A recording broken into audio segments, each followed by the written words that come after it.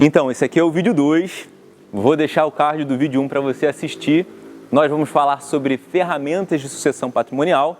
E no vídeo 1, que é muito importante para que você acompanhe a lógica de desenvolvimento que nós estamos traçando aqui nesses dois vídeos, nós falamos sobre seguro de vida aqui no Brasil, falamos sobre conta conjunta, como é utilizado para a sucessão de patrimônio também, falamos sobre previdência privada, nós falamos sobre testamento. Alguns assuntos bem importantes, vale a pena você ir lá, assistir, e nesse nós vamos falar sobre algumas ferramentas mais complexas, ferramentas para atender estruturas patrimoniais um pouco mais complexas. Então, se você já ouviu e está interessado em continuar esse bate-papo, fica comigo, porque nós vamos tratar nesse vídeo sobre algumas ferramentas nacionais e internacionais de sucessão também. Meu nome é Vinícius Correia, você está no canal Seu Patrimônio Tem Futuro, e fica comigo.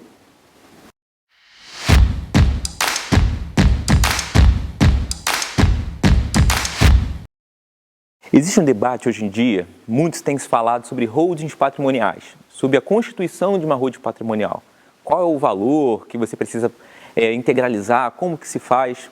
E esse também, a holding patrimonial, também é uma excelente ferramenta sucessória, com certeza. Por isso vem ganhando tanto espaço, começou a se falar mais dela e descobrir que ela tem uma série de pontos positivos, não só para características sucessórias, porque realmente facilita bastante, e nós vamos ter vários outros vídeos sobre holding aqui, inclusive convidando pessoas especialistas que só fazem holding. Acho que vai agregar bastante para essa onda e para contribuir com esse debate. Mas também existem pontos negativos sobre as holdings patrimoniais. Elas não são uma forma geral de blindar o seu patrimônio.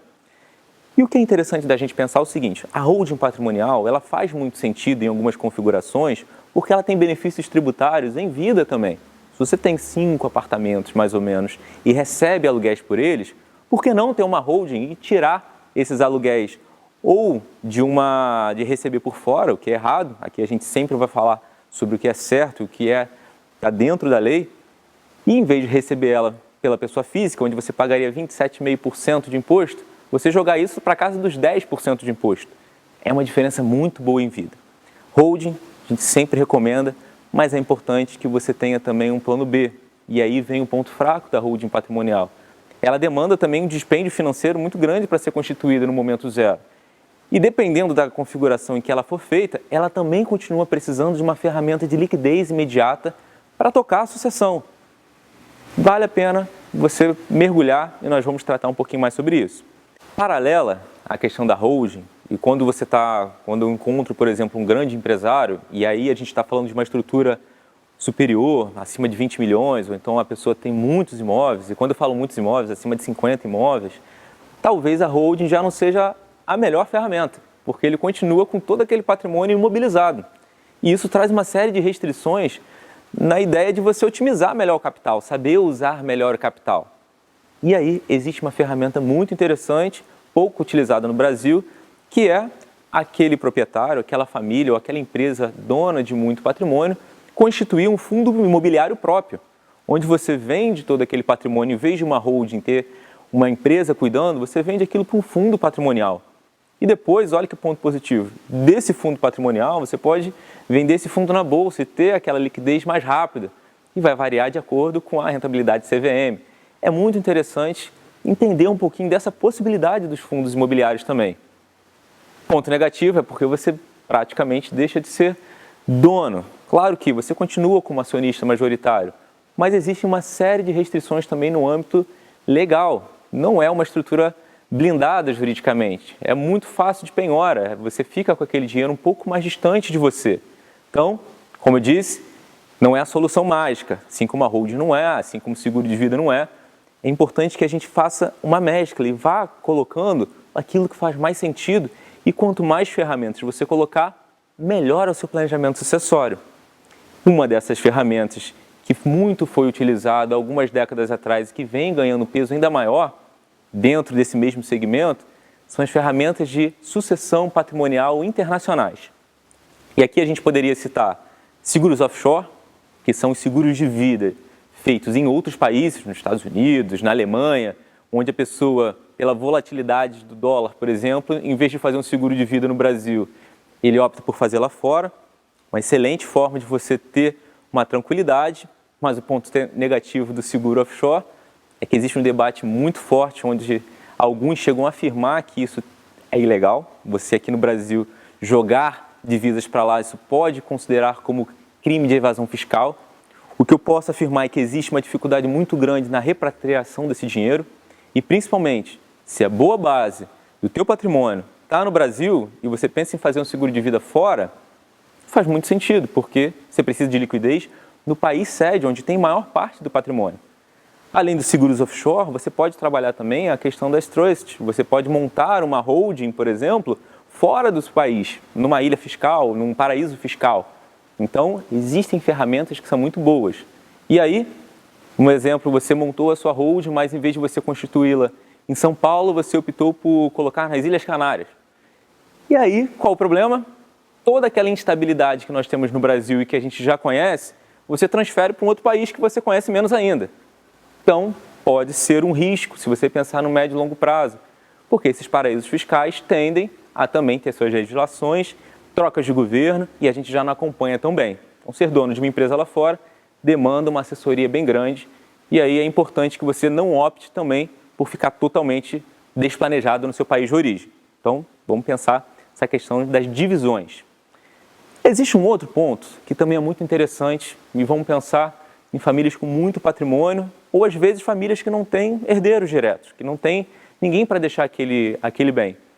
Você pode utilizar uma ferramenta que são as ferramentas filantrópicas para fazer a sucessão do seu patrimônio. E quando eu falo de filantropia, obviamente, é a fazer a sucessão do seu patrimônio em prol do terceiro setor, de uma instituição que você apoia, de uma causa que você apoia. Vamos supor que você é um grande patrono das artes, você é um mecenas, você sempre apoiou arte na sua vida. Você pode chegar e direcionar parte do seu patrimônio, por exemplo, para instituições que cuidam de revitalizações como o do Museu Nacional. Você pode fazer isso com o seu patrimônio. No estado do Rio de Janeiro e de São Paulo, por exemplo, as doações que são feitas de cunho filantrópico nem têm a incisão do ITCMD, que é aquele imposto de doação, ou ITD, simplificando aqui.